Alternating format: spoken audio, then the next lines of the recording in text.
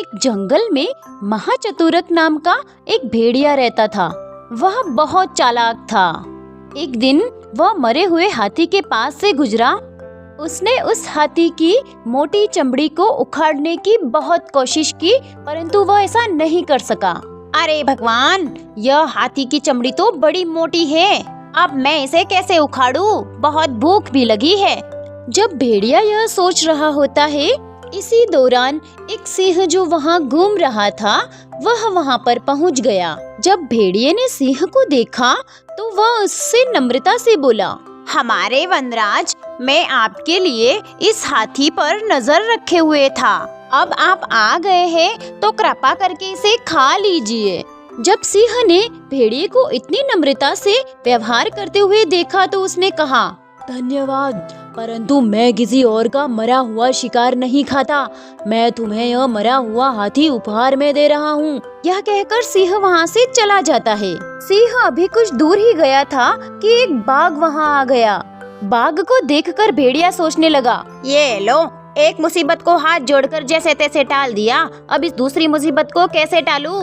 भेड़िए ने सीना तानकर बाघ से कड़क स्वर में कहा, अरे अंकल, तुम यहाँ मौत के मुंह में कहाँ आ गए? सिंह ने मुझे इस हाथी पर नजर रखने के लिए कहा है और यह भी कहा है कि कोई बाघ आए तो मुझे बताना। वह चाहता है कि यह जंगल पूरा बाघों से खाली हो जाए। जब बाघ ने यह बात सुनी तो वह डर गया और वह बाघ भी वहाँ से चला गया। जब बाघ वहाँ से चला गया तो वहाँ एक चीता पहुँचा। चीते को देखकर भेड़िए ने सोचा, चीते के दांत तो बड़े पैने होते हैं।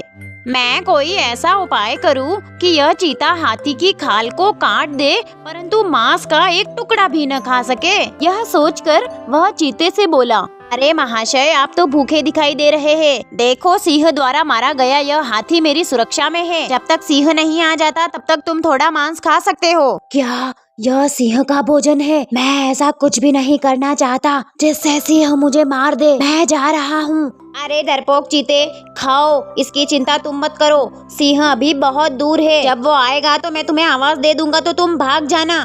चीते को बड़ी भूख लगी थी, इसलिए वह भेड़िए की चतुर बातों में आ गया। वह जल्दी जल्दी हाथी की चमड़ी को उखाड़ने लगा, परंतु अभी उसने हाथी का मांस काटना ही आरंभ किया था और 2-3 निवाले ही खाए थे कि तभी भेड़िए ने कहा, रुक जाओ, जल्दी भाग जाओ, सिंह आ रहा है। जैसे ही चीते ने यह सुना तो वह दबे पांव वहाँ से भाग गया। इसके बाद वह बहुत दिनों तक सुखपूर्वक हाथी के मांस का आनंद लेता रहा।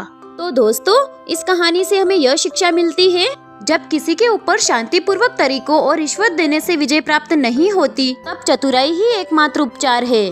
और फ्रेंड्स, आज का सवाल यह है, जंगल के कौन से जानवर का रंग काला होता है? कमेंट में इसका आंसर जरूर दे।